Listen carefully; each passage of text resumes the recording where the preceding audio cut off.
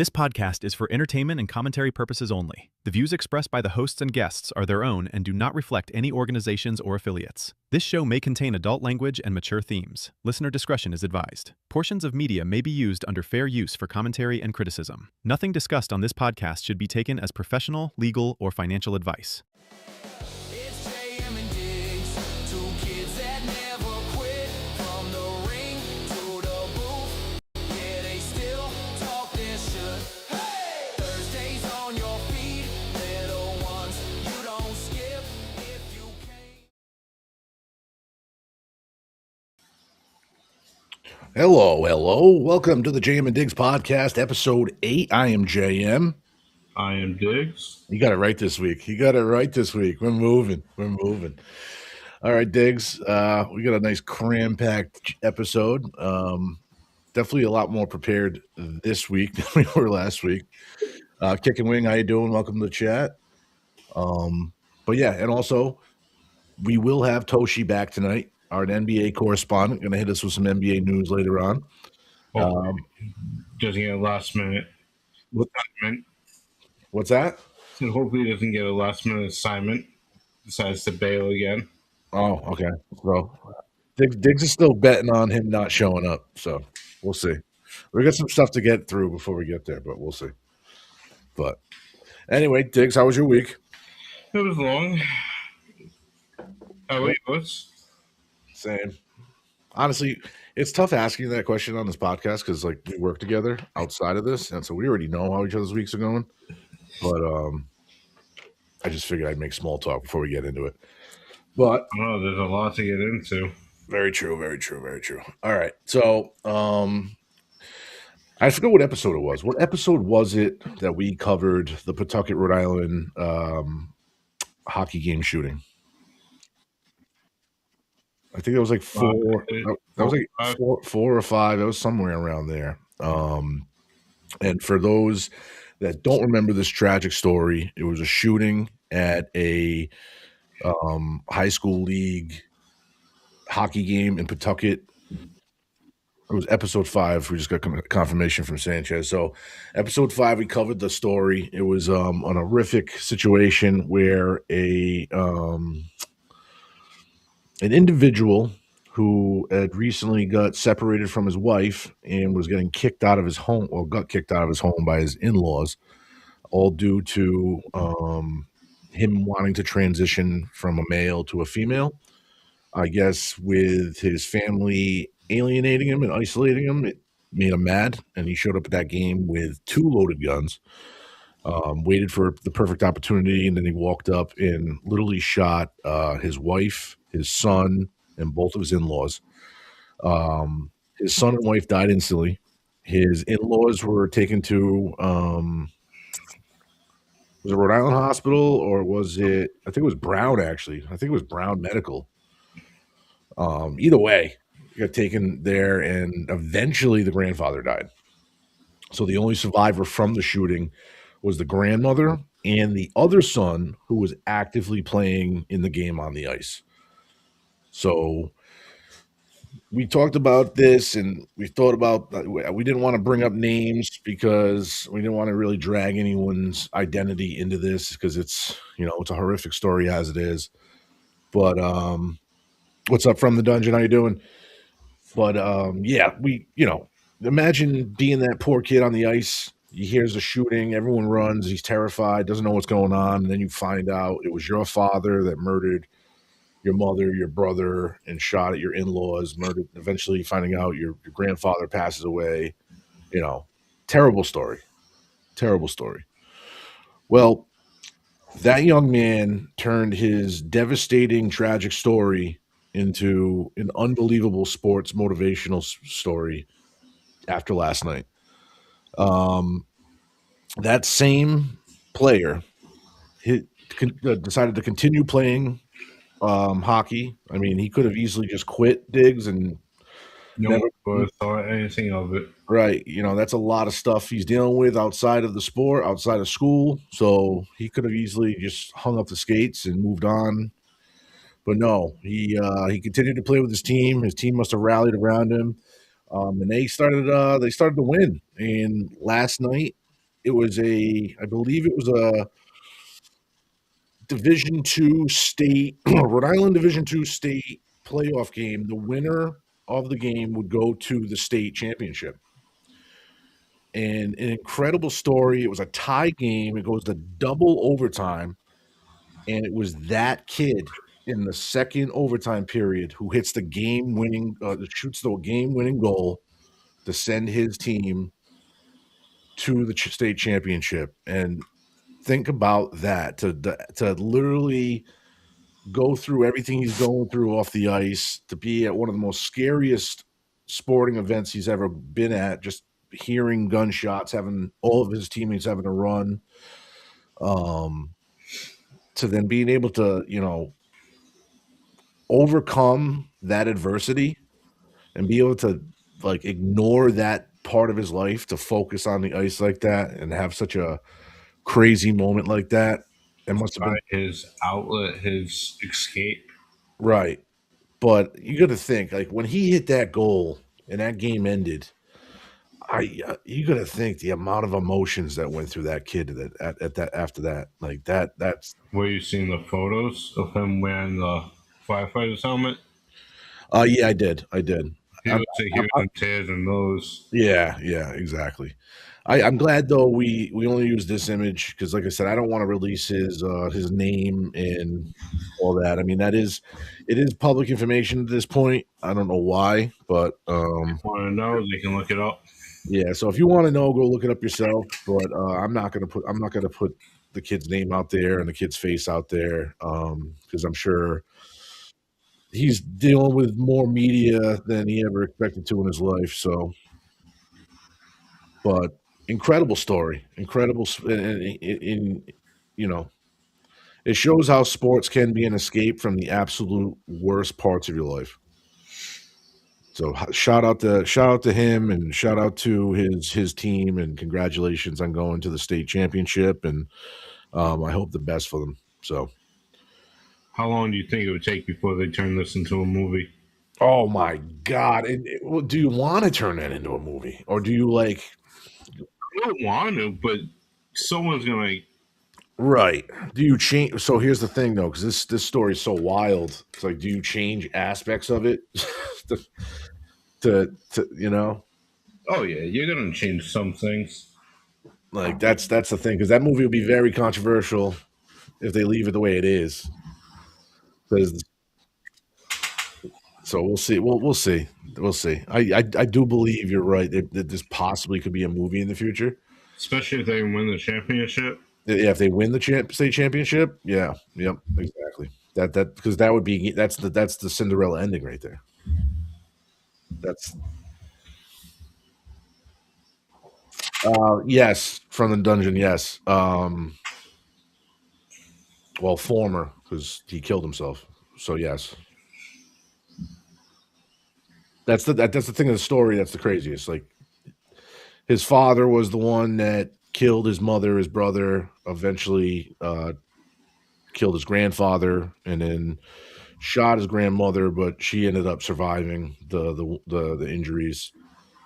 And he does have one other brother that's in jail, but that's not related to the story at all.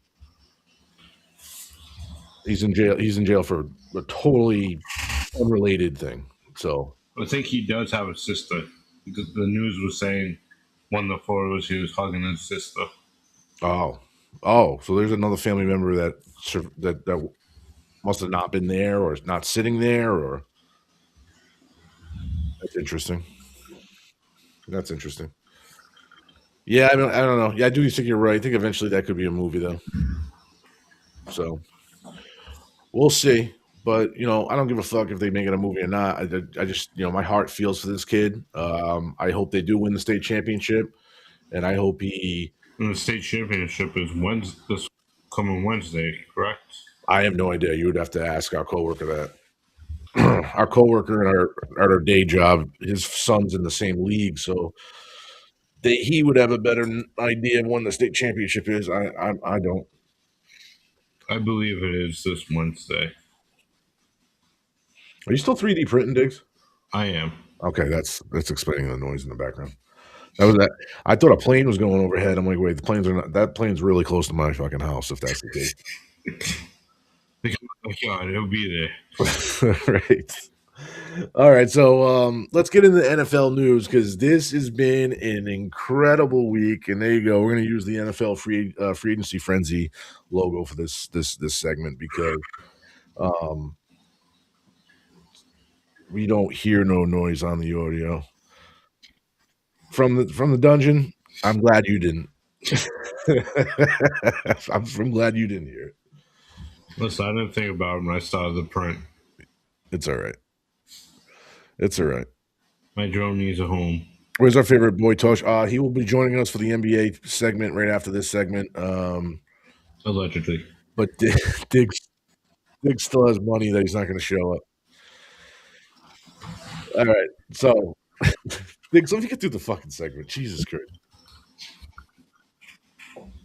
All right. So, we're going to get right into it. A lot has happened in the NFL because obviously Monday launched the legal tampering period. And then Wednesday at 4 p.m. Eastern time, free agency was officially open. That was yesterday at 4 p.m. So, we're definitely over 24 hours with signings. And also, what makes free agency week so crazy is you get all those last minute trades to gather some picks because you're obviously trying to draft some people. So we'll start from early in the week, and by the end of it, we'll be caught up. And then I'll double check. I get a double check a couple websites because people are probably getting signed as we speak because it's still going on.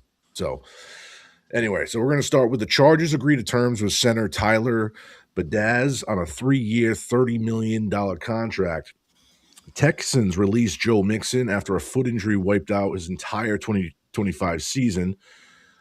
Bears acquire center Garrett Bradbury from the Patriots to replace retired center Drew Delman. Eagles defensive tackle Jordan Davis agrees to a 3-year, $78 million contract extension.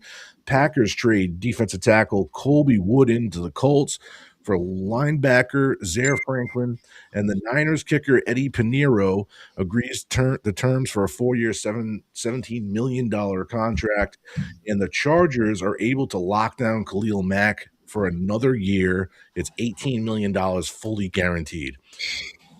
Trent McDuffie was traded from the Chiefs to the Rams this week, and the Rams then agreed to a 4-year, $124 million contract extension.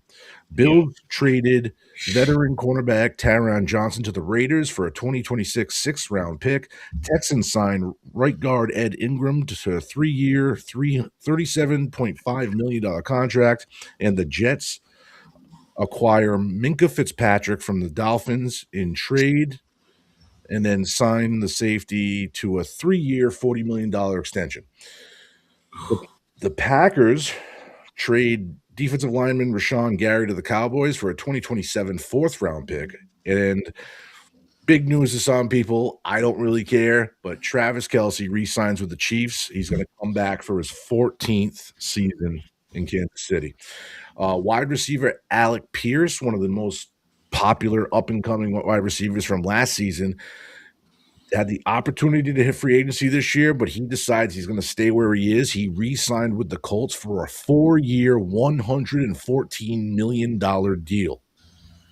And I'm pretty sure that is the highest paid a white receiver's ever been paid in NFL history. I'm just going to put that out there. The Chiefs also end up signing ex-Seahawks running back Kenneth Walker III, the MVP of the Super Bowl, signed him to a 3-year deal. So, and I got to stop real quick. We got a few more headlines, but I got to stop, Diggs. What do you think? Does Kenneth Walker III being signed by the Chiefs put the Chiefs back in the hunt for a Super Bowl again? Yes. You do. What do you think? Well, a lot of people did say last year what they were missing was a running game, and it put a lot of pressure on the passing game.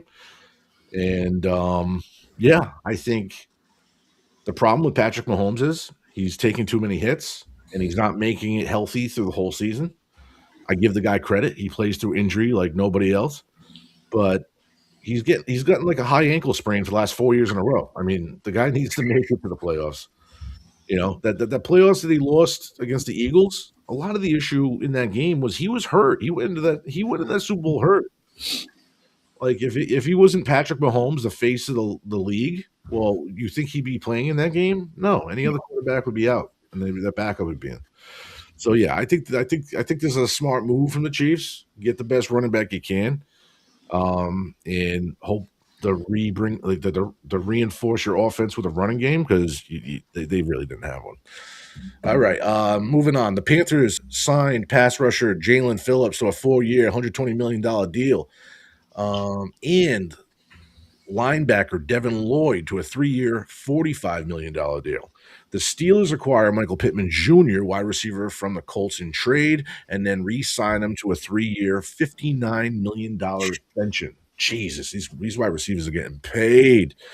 Quarterback Malik Willis goes to the Dolphins, agrees to a 3-year, $67.5 million deal. Raiders center Tyler Linderbaum agrees to a 3-year, $81 million contract. Titans signing ex-Giants wide receiver Wan'Dale Robinson to a $78 million deal as part of their incredible $270 million spending spree so far this free agency. Yeah, the Titans they're trying to buy their way to the playoffs at this point. Saints signing ex-Jaguars running back Travis Etienne and ex-Bills offensive lineman David Edwards. Mike Evans, this was a big one, Diggs. Mike Evans signs with the 49ers, ending his 12-year tenure as a Buccaneer. Do you know the details of that? I don't have the numbers yet. No, I don't have the numbers yet. Actually, I could probably find that real quick. Give me 1 second. That's probably out by now.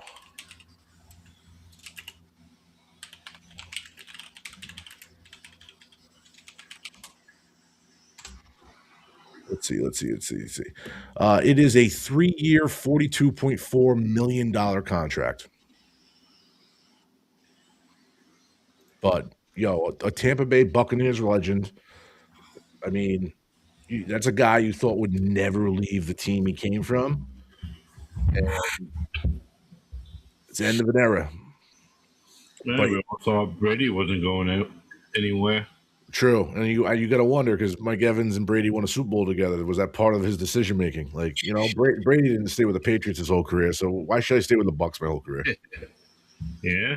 But the big joke on the internet, I feel bad for Mike Evans, is they're saying because his last few years in the league, he's been hurt a lot.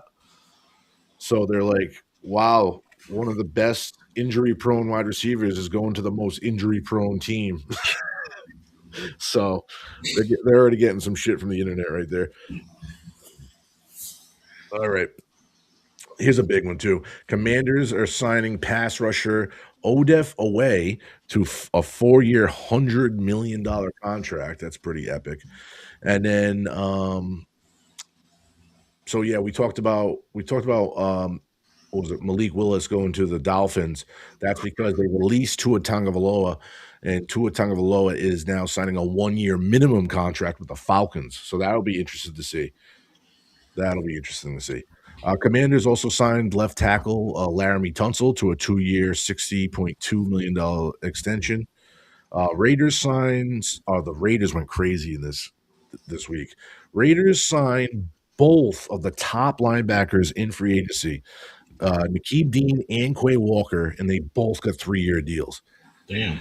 Yep, I don't have the details on the money on that. We'll have to look that up, but it's ridiculous money because they were both the 2 top linebackers available going into free agency, and then no one expected one team to sign both of them. So let me see. Awesome, something nice to get both. Was it Nakobe Dean contract? 3 years, $36.03 million.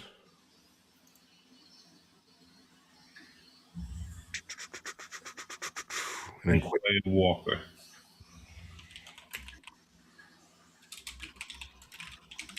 Should have this ready, but And that's a 3-year, $40.5 million contract. So between the two of them, over $70 million in linebackers they just spent. That's crazy, bro. That is crazy, bro. Did you see Stephon Diggs in the picture with? Oh my God! Yeah, I just saw that in chat. Yeah, we were talking about that. Were we talking about that before we went live? Yeah, we were talking about that before we went live. But yeah, it's funny you said that because we just had a conversation. I don't know if we're going to talk about that on this. We'll keep that for like Discord talk, off stream talk. Leave Diggs alone. Diggs don't like it when you talk about Diggs. He feels a type of way, but come on, Sanchez, screw me all up here. All right, so we just talked about the Raiders signing the two top linebackers, 3-year deals. The Steelers signed running back Rico Dowdle to a 2-year, $12.25 million deal. Lions signing ex-Chief running back Isaiah. Sorry, hold on. Lions signing ex-Chiefs running back Isaiah Pacheco following the David Montgomery trade. They sent David Montgomery down to the Texans, and then the Texans make Kaimi Fairbairn the highest paid kicker in the NFL with a 2-year, $13 million extension. Raiders trade quarterback Geno Smith back to the Jets in for a late round pick swap, I believe. Patriots to sign former Packers wide receiver Romeo Doubs to a 4-year contract. Eagles signing former Seahawks cornerback Rick Woolen to a 1-year deal worth max value of $15 million. Ravens to sign defensive end Trey Hendrickson to a 4-year, $112 million contract. And this is after the Max Crosby trade call-off. So earlier in the week, I believe it was Monday, it was announced that the Ravens were going to trade 2 first-round picks for Max Crosby from the Raiders. Well, a day later, the Ravens backed out of the trade, and then it seemed like they had their eye on Hendrickson and this massive deal here, but they also get to keep the 2 first-round picks. So I don't know. What do you think, Diggs? Do you think this was a smart trade? Do you think they should have stuck with the Max Crosby trade, or do you think it was just better to sign Trey Hendrickson and keep your picks? Sign and keep your picks. All right. There was something they're saying that we don't know. So they're saying that too. They're saying that it was a back out after they saw the injury, the physical, right? Or he failed the physical. Yeah. But a lot of people are saying that's messed up because I guess he's actively coming back from an injury. So he's not 100%, and they knew that going into the trade. But I don't know. You could be right. They could see something that they could know something that we don't know about. But I think, honestly, the Ravens owner got involved and said, no, we're not doing this deal. I think the Ravens owner overruled the GM and said, no, we're not trading 2 ones for 1 guy. We're not doing it. So I think owners across the league, most of them, they have more value on the picks than the money you could spend on a top free agent. Yeah. If you have the cap space, spend the money. But if you trade 2 years, 3 years worth of first round picks, that's your future. That's your future right there. They're a 23% stake in the team. Did you see the Giants signed over the team to the kids now? Wait, what?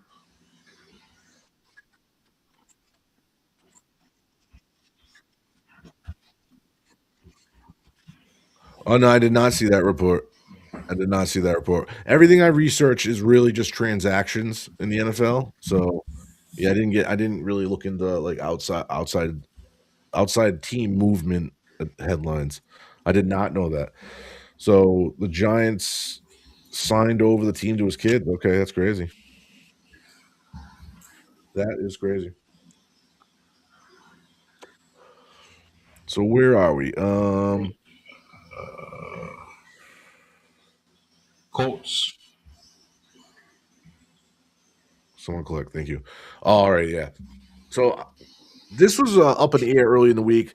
The Colts did finally seal the deal with Daniel Jones. 2-year, $88 million deal. But this is how cocky Daniel Jones is. And for you Giants fans, you already know that ended in a disaster up there in New York. He eventually goes to he went to another team after that, but then eventually got to the Colts. He had a great year last year. He was having a really good year, and it looked like he was going to take that team to the playoffs, but then he got hurt. So now they re-signed him for another 2 years. So he's definitely their short-term solution. But here's the crazy thing. They offered him like a 3-year, $100-something million deal. And then he came back and said, I want 50 a year. How cocky does a guy have to be? Like you got forced out of New York. And then, you were having a great year, but you got hurt this year. And you still have the balls to be like, nah, I want 50 a year. He knows his worth. So they said, all right. They finalized on a 2-year deal for $88 million to appease both of them. He doesn't quite get 50 a year, but he's not playing. He's not there locked in for 3 years. So I guess it worked out for both of them. But here's a headline that I'm even more excited about because I don't know about you, Diggs, but did you see this headline? The New England Patriots signed NFL interception leader Kevin Byard to a 1-year, $9 million contract. Literally, I think we already have one of the best safeties in the league, but adding this dude to our secondary, it makes us the most ball hawky fucking defense going into next year. I cannot wait. Watch out, clean. They're getting ideas when it's time to resign. They're going to ask for 50. Listen, I know I'm not that good, so I'll go for 25. And Yo, first off, everyone knows Clean Sanchez runs us like Vince McMahon. We're independent contractors. I can't even get dental. I'm gonna pay for my own internet for this. All right, moving on. We're almost done here. Vikings running back Aaron Jones agreed to revise his contract to keep him in Minnesota for the 2026 season. Bills signing ex-Dolphins pass rusher Bradley Chubb to a 3-year, $43.5 million deal. The Niners are trading a 2026 third-round pick to the Cowboys for defensive tackle. I'm going to torture this name. Oza Odighizuwa. I think I added some syllables there, but we don't know. That was pretty good, though. Chargers add ex-Raven speedster Keaton Mitchell to the Mike Daniels offense on a 2-year deal. The Niners are bringing back Dre Greenlaw on a 1-year, $7.5 million deal after a season with the Broncos. And the Vikings sign quarterback Kyler Murray, former Cardinals quarterback, for a 1-year league minimum deal after being released by the Cardinals. I should have read the whole fucking headline. How's he going, troublemaker? But you get it. I get it. Trouble, what's good, brother? Yeah. So that is NFL headlines right there. There's actually probably more happening as we speak. Any live updates? No transactions, but this just in: Falcons defensive end James Pierce Jr. charged with 3 felonies and 1 misdemeanor. Well, that's going to be For what? Does it say what? Yeah, hold on, let me open this. It was an incident involving a WNBA player, Rakia Jackson. Pierce, 22, is charged with felony counts of aggravated battery with a deadly weapon, fleeing and eluding the police, resisting an officer with violence, as well as a misdemeanor count of stalking. He was originally faced with a second count of aggravated battery and a charge of aggravated stalking, which were dropped. Jackson, Pierce's ex-girlfriend, told police she attempted to drive away from Pierce and was driving to the Doral police station when Pierce intentionally crashed into her vehicle. Pierce is alleged to have refused an initial order from police to get on the floor after officers. Oh, this guy could have got shot, bro. After officers responded to a domestic dispute call, Pierce then drove away, hitting an officer's leg intentionally to avoid arrest. This guy ruined his whole effing career, bro. Yep. Yeah, I don't know what happened there. That's crazy. That is nuts. But anyway, that's the newest story, but nothing transaction-wise I've seen. So we're just going to move on and bring in, I think he's here, Toshio in the building, our NBA and MLB correspondent. Toshi, how was your 2 weeks? Yeah. Hey, he's a What's lot. going on? You know, fuck you, Diggs. All right. Ooh, I know you've been trying to get rid of me for a while already. All right, it was only 2 weeks. You had 5 episodes previous done without me. All right. Stop it. How you guys doing? All right, yourself, my friend. How are you? I'm all right, man. Just another Thursday. I love seeing you beautiful men. Appreciate You it. know, You love seeing beautiful men. but just you two. I love big, juicy, grizzly-looking men. Well, that's perfect because that's a perfect segue into your There you go. into your segment.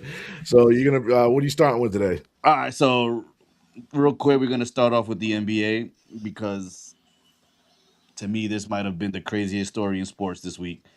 I don't know if you guys saw the game, but Oh yeah. Well, I didn't see the Bam game. But Adebayo, I don't know if y'all saw what he did the other night. I heard This it. man literally dropped 83 points against the Wizards in a 150 to 129 win for Miami. Whew. Yeah. And when you actually look at the history of the league, that's insane. Right now, in the records, that is the second highest scoring game in NBA history. The only game higher is Will Chamberlain's Do you have 100 that, do you have points. that graphic, Sanchez? There it is. There it is. Go ahead. Yeah, so right now the highest game is Will Chamberlain's 100 points back in 1962 against the Knicks, as you can see right there on the screen. But yeah, he actually passed Kobe Bryant's 81-point game, Which we thought we'd never which see. which for a lot of people was always the craziest scoring night we've ever seen in modern era. Until now. And well, yeah, until now. But the stat lines itself was ridiculous. So Bam finished with 83 points, 14 rebounds, and 4 assists. He shot 24 for 37 from the field and went 36 for 43 from the free throw line. That right there is a crazy stat. That's nuts. Yeah, those numbers right there alone are records. So 36 free throws made, 43 attempts are both the most ever in a single NBA game. Basketball! Yeah, basketball. That's nuts. But a lot of people are arguing and debating about that. And simply because the way the fourth quarter played out during that game. Yeah, it's probably because of like also the era difference between like Wilt's time and modern NBA. Well, wasn't it pretty much like they're just running the was score? it's if you want to get into it, the 81 points and the 83 points, I feel like the 81 points by Kobe meant more because during that game they were down by 18 points and Kobe literally carried that team on his back to bring them back and win the game. Yeah. This 83 points, Miami already had the game in the bag. They were up by 30 points by the fourth quarter. There was no point for him to be in the game. So he was just running up the score. So you think at a certain point they wanted him to go for the record? Yeah, for me, it was just stat farming. Which is something I thought you could only do in NBA 2K, but damn, all right. Yeah, no, I mean, the Wizards started fouling. The Wizards started fouling late, which basically just kept putting Bam on the line over and over again. So, you got people debating about it. From the dungeon said, if Bam doesn't win a championship, nobody's going to remember that he has this record. I don't think so. People still will talk about it. It just Miami fans will always remind you. Yeah. But either way, and you have other people that are saying 83 points is 83 points. You still got to score those points. Other people are saying that the way the game ended kind of helped inflate the numbers. So I don't know. Either way, it's gonna matter. Always find someone to complain about. No, yeah, always. But that's a good thing about sports. You're always gonna find people who like and dislike it. It is what it is. That's how sports are. I mean, at the end of the day, it's still one of the wildest stats line we've seen in a long time. Definitely. Um, the Heat are actually playing good right now. They've been on about I think a 6-game win streak. Yep. Yeah, and then shit, Bam has been carrying the offense a lot lately. So I mean, it kind of makes sense. But damn, 83 points. I don't know. But yeah, it is. But yeah, so I wasn't gonna talk about this because I didn't find out about it until now. So Dwight Howard officially announced his retirement, which basically closes the book on an 18-year NBA career. It's interesting because he hasn't actually played in the league since I was wanna gonna say I don't even remember him. I feel like it's been a while, right? Yeah. He stopped his. I think his. He's he hasn't played in the league since the 2021-22 season. So what's he been doing? I think he played overseas, if I'm not mistaken. He played overseas.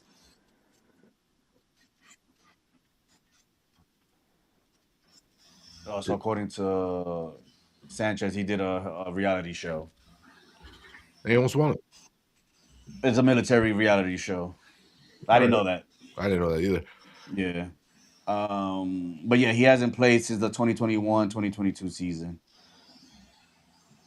When you really look at his career, though, his numbers are actually crazy.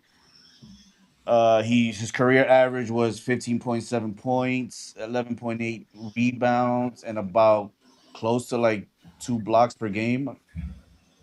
So those really stand out. If you look at his all that in total, the man scored over 19,000 points, over 14,000 rebounds, and over 2,000 blocks. So he's statistically, he is one of the most productive big men in the last 20 years. Yeah, that makes sense. Yeah, and it's crazy when you look at the resume during his prime. He was an 8-time All-Star, 5-time All NBA first team. He won Defensive Player of the Year 3 straight times from 2009 to 2011. Something we honestly don't see that often anywhere or anymore. Especially how the league is mostly fucking guys trying to shoot threes now. Well, during his time, I don't think that was a thing. No. Now this era is mostly shooting threes. Just the people just forget how dominant he really was during his Magic years, the Orlando Magic. That's the Dwight Howard I remember. So from like 2008 to 2012, he was arguably the best center in basketball. Because not only was he balling, he was like cocky about it too. I'd actually call him, and you might not understand the reference, but I think he was like for me, he was like the NBA's version of Terrell Owens in the NFL. Oh no, yeah. Well, I mean, I get it. Yeah, Terrell Owens he definitely was dominant in his prime, and he was so cocky about it. But he could back it up. Yeah, exactly. He could back it up. I mean, he led the Magic into the 2009 NBA Finals, and that was the year that he actually beat LeBron James and the Cavs. Yep. In the Eastern Conference Finals. Remember that. For me, that was peak Superman Dwight Howard. Yep. You had the dunk contest era, with the crazy athleticism, the rebounding, the rim protection. He was basically a one-man defense. Yep. But moving forward to his later career, he moved around a lot. He played for the Lakers, Rockets, Hawks, Hornets, just to name a few teams. But he ended up getting that championship ring with the Lakers. So, and I think it was in 2020. Yeah. Which, for me, that completed. Was that the bubble year? Resume. The what? Was that the bubble year? I believe so. Yeah. That was definitely the bubble year. Yeah, that was. So I mean, I don't know. After all that, the conversation becomes, when you look at Dwight Howard's career as a whole, where do you guys think he ranks among, modern NBA centers? So I You know? can't. So I don't. I'm not. I don't have the knowledge of like the goats before him because obviously I'm gonna say Shaq's up there from Right. from what I remember. But growing up as a kid, I was your typical bandwagon Jordan Chicago Bulls fan. You know what I mean? And they had some decent centers lined up there with Jordan, but Right. I No, I got mean, you think about it. You had teams like, let me see, you had Akeem Olajuwon, you had Bill Russell, Will Chamberlain, Shaquille O'Neal, Moses Malone, David Robinson. Dennis Rodman was more like a forward. he was a defensive. Yeah, Dennis Rodman was a We're defensive. talking about centers. Yeah, Talk about centers. Rodman wasn't a center, but he was a defensive force. Oh yeah, he was. He was a beast. Definitely in rebounding too. But yeah, I would say I would say he earned his right to like creep in on the top 10. No, Yeah. I mean, to be honest, when you look at it, Dwight Howard historically, most people put him somewhere around the top 10 centers of all time. that's what I Maybe, figured. I mean, maybe just outside, depending on how you rank guys like Jokic or Ewing. But if we're talking about the late 2000s and early 2010s, I think he was the best center in basketball for that stretch. From the Dungeon said Parish. You said what? From the Dungeon in chat said Parish. Oh, Is he a yeah. center? Probably, yeah. I don't. They called him the Admiral. The Admiral. Yeah, he's talking about Patrick Ewing and Mutombo. Oh yeah, those were guys. But yeah, anyway, I don't know. It's a good career. He did what he did. I think he was one of the greats. I definitely put him in the top 10, maybe 15, maybe top 15. But he's up there. You don't want to give him that top 10 personally? He's number 11. He's right on that line. He's on the cusp. He's like right there. He's right there. I mean, he did great. He's great. He's great. Like he was definitely in his early years. He was definitely a force to be reckoned with. All right. Anyway, switching to baseball, we got the World Baseball Classic, which I don't know if you guys been watching, but that's also been entertaining this week. Oh no, yeah, we've been kept in the loop because of Sanchez. We actually talked about it briefly. Was it last episode or the week before? Last episode. Yeah, it was last week. So Okay. So yeah, we talked about it starting and the bracket and how it's going to work out, and then I believe off stream when we were in my Discord, was it you, Sanchez? I think Sanchez sent us the story of the fight that broke out between the USA and Mexico in the. Boy, I'm gonna get into that. Yeah, I'm gonna get into that. Oh, Yeah, I'm gonna get into that. All right. Go. Yeah, before I get into that, but one of the biggest surprises in the tournament right now has been Team Italy. They finished 4-0 in the pool play, which me for one did not see that coming at all. And the biggest moment for them came when I'm gonna fucking destroy his last name, but Vinny Pasquantino, he hit a 3 home run game against Mexico. Now that's historic because the only reason why is because that's the first 3 home run game in the World Baseball Classic. Yeah, ever. So Italy ended up winning that game 9-1, and that helped them push them into the knockout stage. But yeah, the WBC hasn't just been about baseball. There's definitely been a little bit of drama. So like you was referring to the whole USA and Mexico thing. Not only was it on the field, but it happened during on the stands too, where fans were getting it on. But yeah, during the USA versus Mexico game, there was an awkward moment between Randy Arozarena and Kyle Riley. So what makes it funny about this whole situation was their teammates in Seattle, the Seattle Mariners. But they were playing against each other in the WBC.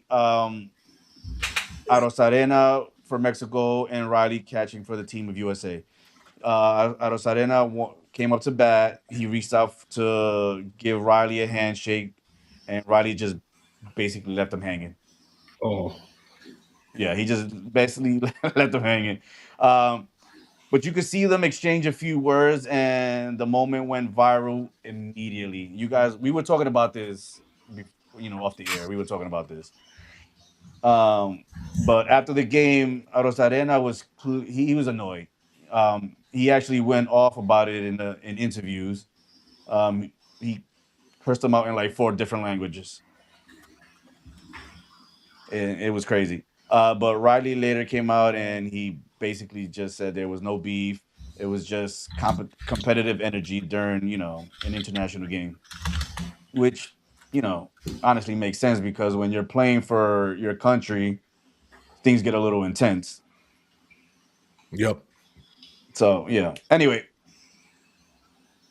the game ended with Team USA beating Mexico 5-3. So the Americans stayed undefeated in pool play. So yeah, that's pretty much what I got for now. So can you just break down real quick for me, like what's the difference? So are they playing games? You're saying pool play. Are they playing games outside of that? What do you mean playing outside? Like what? So what I'm not understanding is like what when you say pool play, what's that term reference to? So it's like I don't know if you ever seen soccer. Have you ever seen soccer where it's like the Olympics or something like that where they have what is it, FIFA or whatever it is? I thought they were just playing Marco Polo. No, it's just where you have countries play each other, Okay. So all right. So now I get what you're saying. So when you call it a pool, they're actually playing a series. It's like a one game though.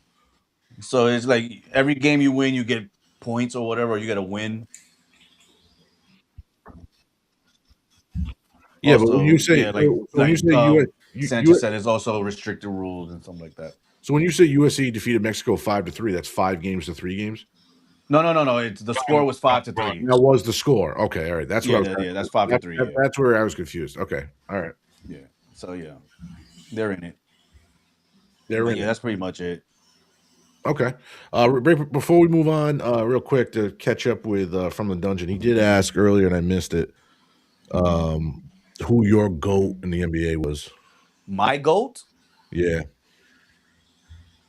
It will always be Michael Jordan. All right. My GOAT is always Michael Jordan. Okay. No matter how you cut it, slice it, bake it, I don't care. It will always be Michael. I grew up in that era. Yeah. One crazy thing about the first time I met Tosh when I stayed down there when he was living in Jersey, he gifted me a Jordan jersey. He's like, "Nah, take it. Just keep it." You still got it? Yes, yeah, I still got it. I can't fit in it. I'm too fat for it. Well, I'm gonna frame it. I'm just gonna frame it because I can't wear it. But yeah, I was like, "You're giving me a Jordan jersey? This is fucking crazy." Why not? It definitely didn't fit me. So if it didn't fit me, I don't know. Actually, hold on a second. I think the second time I saw you when we went to Collins show together, I think it would have fit you at that time. Probably yes. It would have fit you. That should have been the right time for me to wear it. Honestly. Yeah. You shouldn't have gave me the first time you saw me. You should have waited. You would have kept it. I'm reading what Sanchez said. Yes, I think DR is the favorite. I don't know about Japan, but DR does look very dangerous.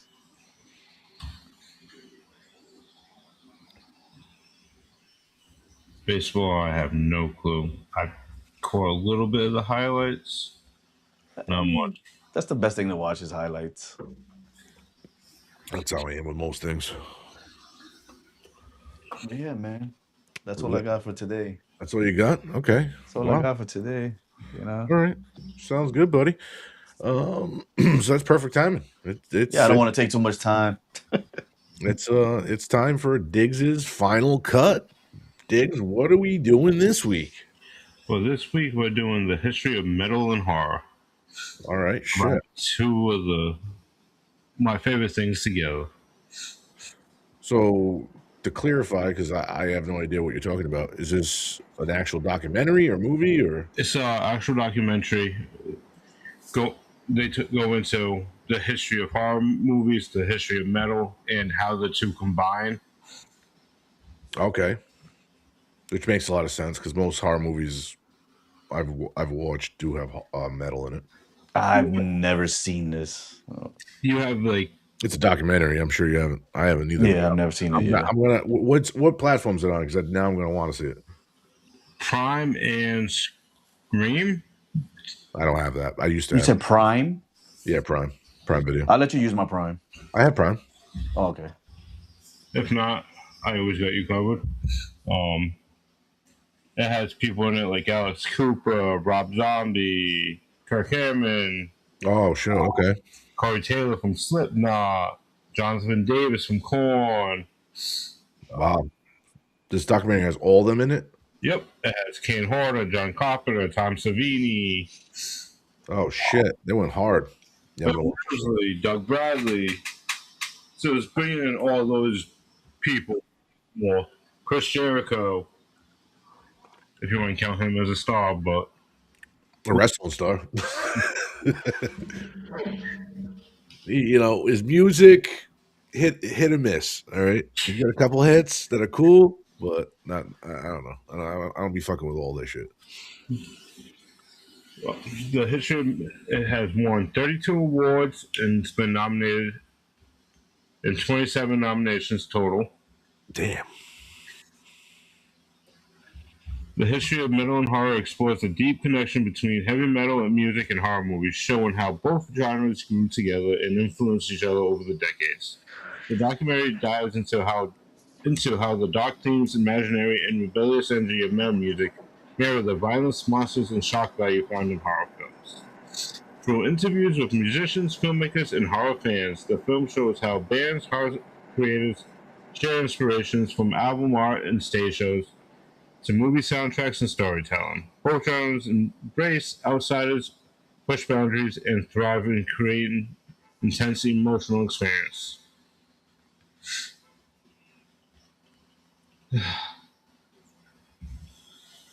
Fun facts.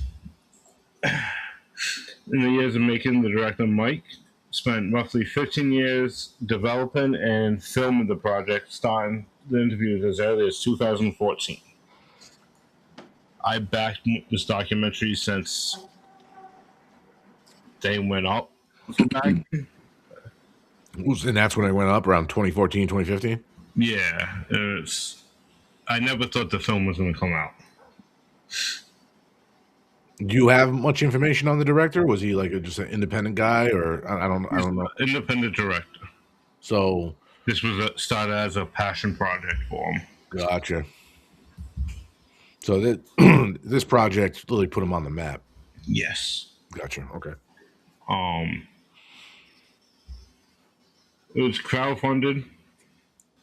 Much of the film's production and licensing, of course, was supported by crowdfunding, reflecting by the fans, for fans, nature of the project. The Filthy 15 connection, the film highlights the historical parallel between the UK's video nasties, banned horror films, and the US Filthy 15.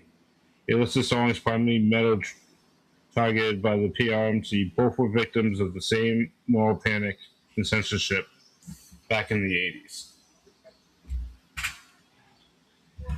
The end credits feature an interview with everyday fans of metal festivals and horror conventions, keeping the fan first theme going into the very last frame. All right. Well, I guess that's going to bring up Killer Keep this week, and since you're the only one that watched it, I guess I'll ask you if you're going to kill or keep. All right. All right. Before we go there, I just want to ask Tosh, where do you stand with horror movies and metal? I think it depends on the movie, but I think it's a perfect relationship. I don't see anything wrong with it. But yeah, that's the way I see it. I think there's always, for me, been a natural connection between horror movies and rock. I don't know if it necessarily has to be metal, but I guess rock itself. But rock itself, any genre of rock, definitely they belong together. You know what I mean? Oh, that's a good point. Sanchez just said like Rob Zombie became a horror director. Most of you guys may hate me for this opinion, but I think his Halloween was by far the best one. That's a very common argument, though. I don't think I'm not surprised to hear that because you're not the first person I ever heard say that. No, but yeah, it's definitely a touchy subject for the diehard Halloween fans that love the traditional tale of it. Right. Did I like it? Hell yeah, I can definitely see the appeal in it, but it's. I love the old schools. The old school. Oh yeah, me too. Because it paved the way for Rob like, Zombie to do what he did. Like I'll still like. But I don't know. I think he just captured Michael Myers. Like I'm a diehard fucking Freddy Krueger fans, and I'll watch the original Nightmare on Elm Street like 2 or 3 times a year just because that was my first like horror flick. I remember growing up terrified of that movie, and but I would torture myself anyway because Freddy got me to fall in love with it. Freddy just like he had that comical side of him that kind of made you like have to see him, but you were scared to see him. You know, that's kind of how I am. But and to answer from the dungeon. Oh, Kairu, what's up? And Kicking Wing said her favorite is House of 1,000 Corpses. That was a good one. Of course it is.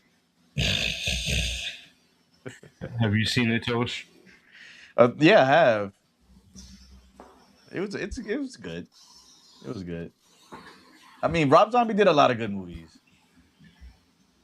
He's done some that. Yeah.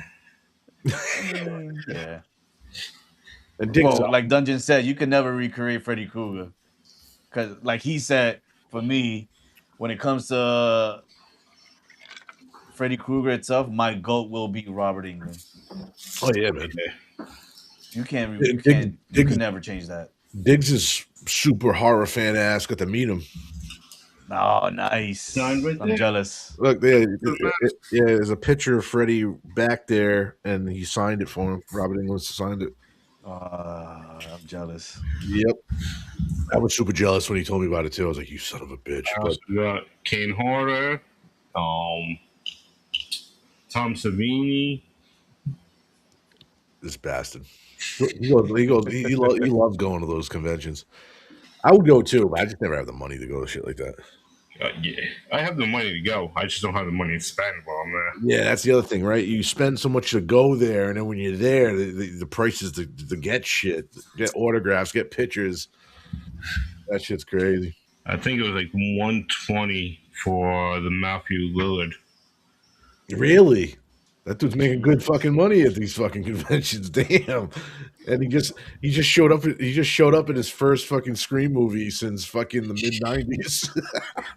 What's crazy? I think he's actually in the that Daredevil show. Yeah, he's also in.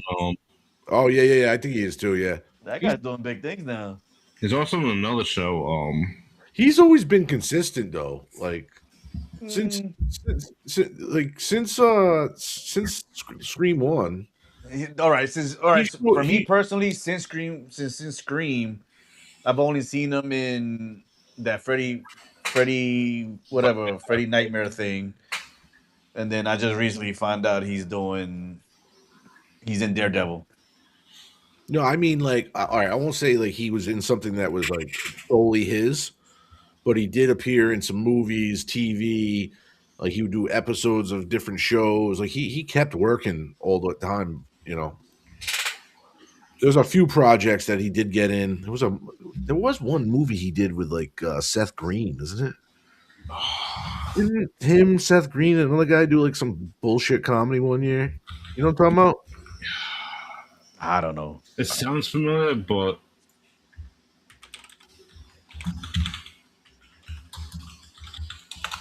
Without a Paddle, 2004. Oh yeah. Okay. That was a crappy movie. Yeah, it was a crappy movie. Man. Hey, he got the role. Fuck it. He has a fan base though.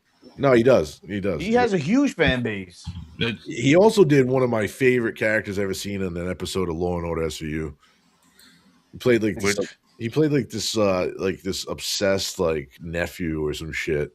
I didn't even know he was in SVU. Oh yeah, dude, he was a fun. It was a funny character too because it kind of like brought me parts of it gave me his character from Scream vibes a little bit.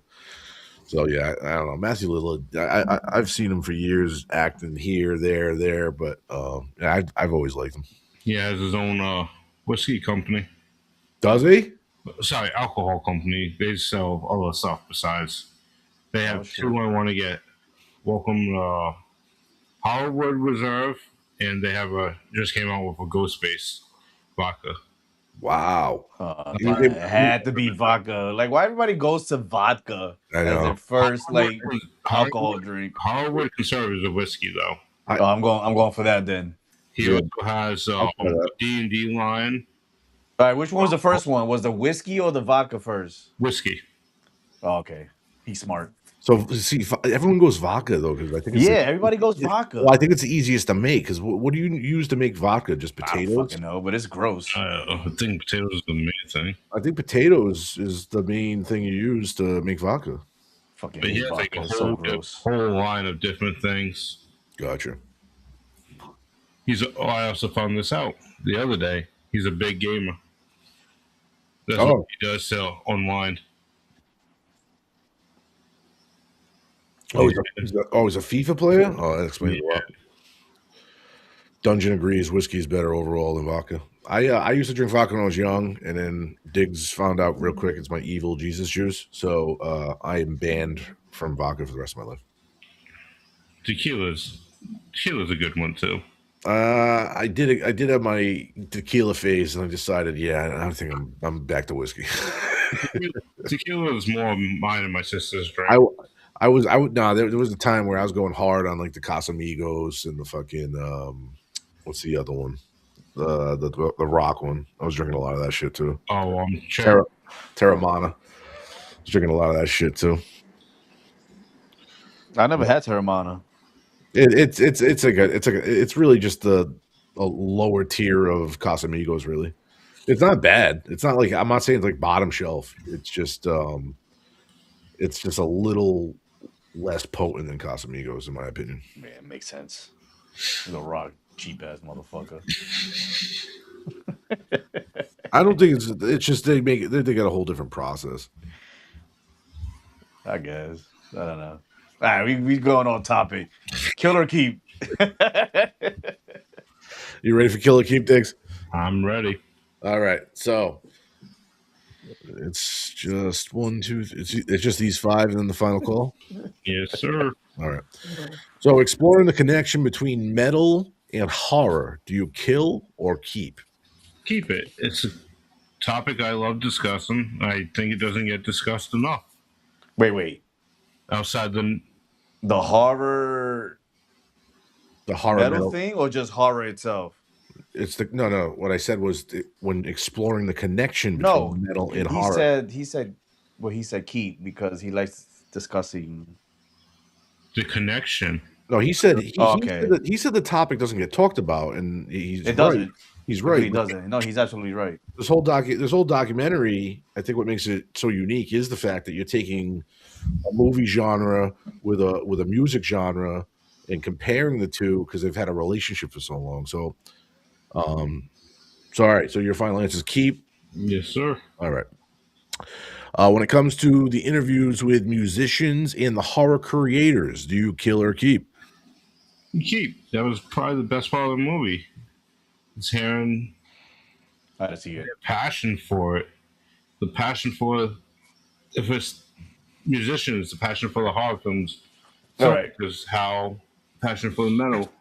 Real quick. Like Kane Horner will listen to metal before he gets into an aggressive scene. Yep. Real quick before we finish, can you let us know what the next one is going to be? so that way we can all watch it and we can have some type of input, so we can debate this. Yeah, we can do that again. I think the thing was though, Diggs tried this before and he gave me homework and then I didn't do my homework, so that's what I gave up. Well, I'll do it. We'll That way, at least you'll have someone, Yeah. to talk with him. But I feel like we should do that. That way, we can kind of give some type of input and insight on what he's talking about.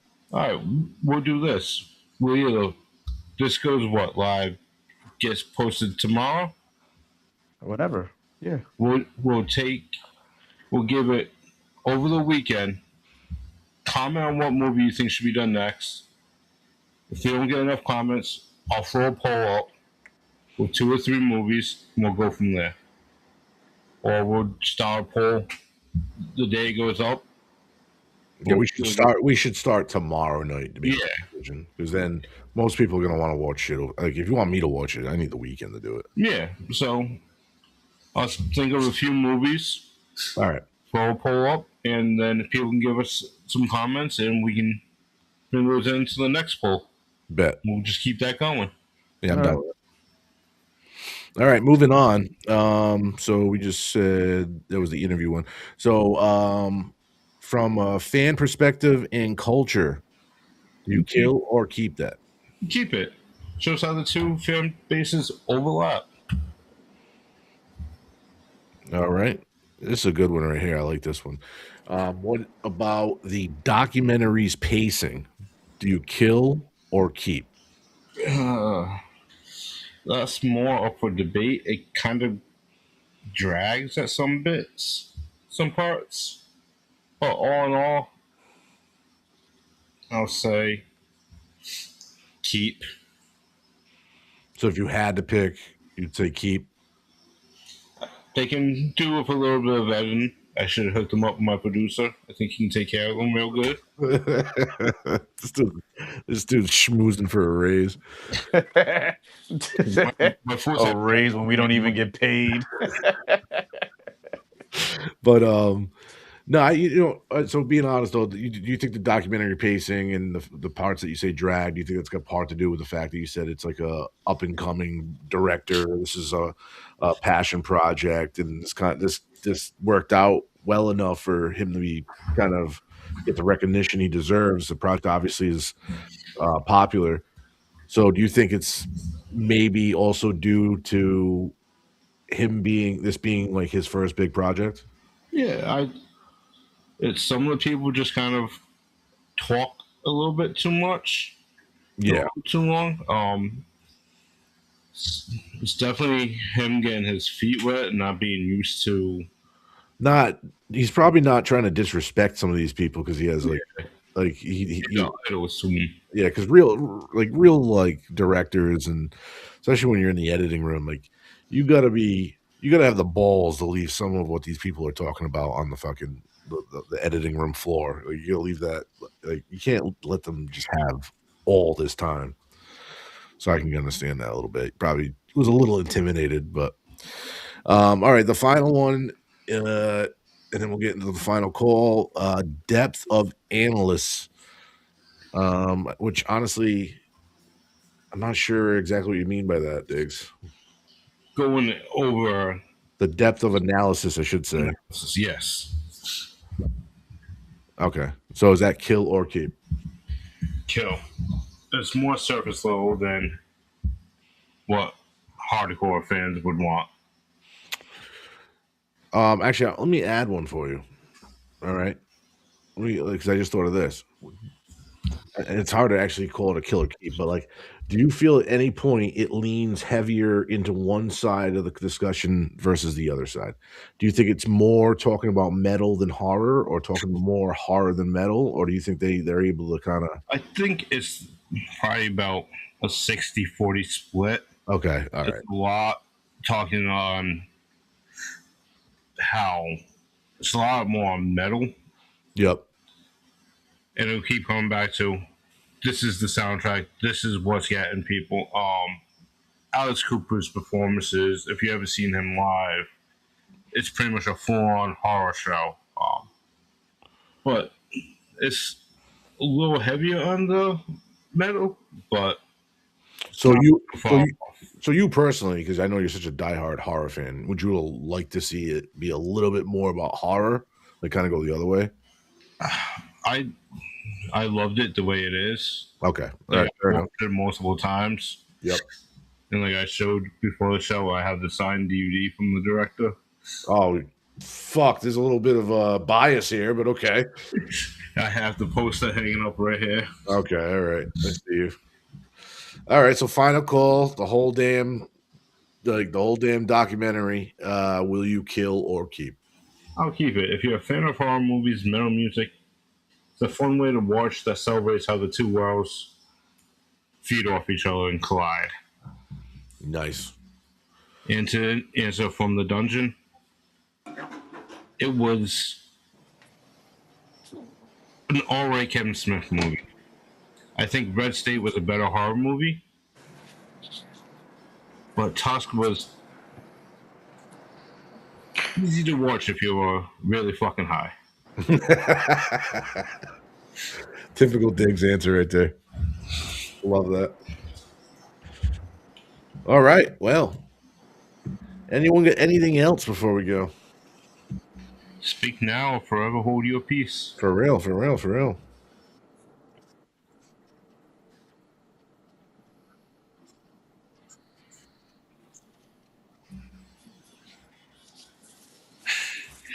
You should have wrote that down. Yeah, for real. Something about India and Hold on. Technical difficulties here. Yeah. all right, so we want to give a thanks to who? To the US, India, Sweden, Russia. Yeah, that's pretty much it.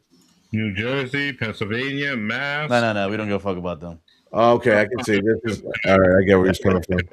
All right, yeah. So for our listeners, yeah, we got obviously a big United States following, but we got some people listening from India, Sweden, Russia, New Jersey, Pennsylvania, Massachusetts, Connecticut, Florida, North Carolina. Appreciate everyone listening. Shout out to the squad here. Sanchez always holding it down behind the scenes. Diggs, appreciate being here every week with you. Tosh, welcome back after a 2-week hiatus. Glad to have you. Thank you. I know you guys miss me. Thank you for showing up finally. There you go. Wow. There you go. So I am the only JM. We appreciate everyone that was in chat. Kairu, Kick and Wing from the dungeon. And we had a new lurker come in earlier, Troublemaker. Appreciate him popping in. I'm the only JM. You can follow me at the only JM on all socials. Diggs. You can find me at Diggs401 on all socials. Toshi. I'm sorry, what? Hit them with your socials where they can find you. I don't have socials, bro. You can just find me on here every day, every night, Thursdays. Or you can just we're here. We're only here once a week, but thanks. Yeah, we're only here once a week. All right. You can. Yeah. I mean, you can go to my Instagram if you want. You want to fucking follow me on there. Just go to seat.gonzalez.84. There you go. All right. Thank you. You can follow me there. That's all we were asking for. Thank you. Smooches. All right. Make sure tomorrow morning here on Clean Sanchez Media on YouTube, you're going to check out Morning Rips, Gio Sanchez, 10 a.m. Eastern Standard Time. Saturday, 7 p.m. Eastern Standard Time, right here on Clean Sanchez Media's YouTube. It'll be BRVG. Then Monday, 7 p.m. Eastern Standard Time. Make sure you're there to check out DD214. We appreciate all our Clean Sanchez Media affiliates. And until next week, everyone be safe, take care of each other, and we will see you next time. Smooches. Peace. Yeah. Pull it out from the backyard to the turnbuckle flips. New England kids now they're running the clips.